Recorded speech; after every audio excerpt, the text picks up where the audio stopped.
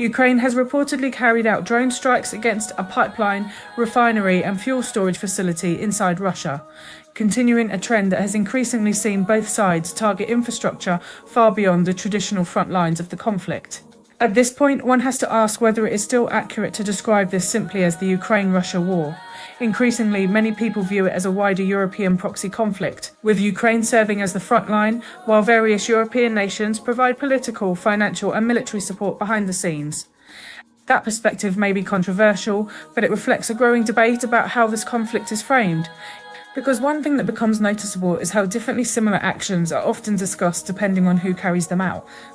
When Russia strikes infrastructure, European leaders are quick to condemn the action. When Ukraine strikes infrastructure inside Russia, the reaction is often far more muted.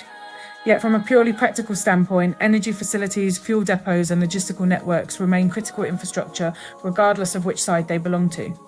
This raises a broader question about consistency. If the international community wishes to apply standards relating to infrastructure, civilian impact and the conduct of war, then those standards should be applied universally rather than selectively. Perhaps the biggest question of all, however, is where this conflict is actually heading. For years now, the discussion has largely revolved around military aid, sanctions, weapons deliveries and battlefield developments. Yet there seems to be far less discussion about what a realistic end state looks like. What does victory actually mean? What does peace look like? And how does this war eventually end?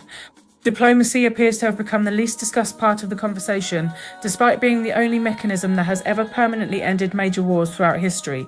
Military actions may alter the balance on the battlefield, but they do not automatically create lasting political solutions. As the conflict continues, the risk remains that escalation becomes normalised while meaningful negotiations drift further into the background. That may satisfy those seeking short-term strategic gains, but it does little to answer the long-term question facing the region. Because ultimately, every conflict reaches a point where the focus must shift from how the war is being fought to how the war is going to end. This has been the JR Voice. Stay tuned for more unpacking of global headlines.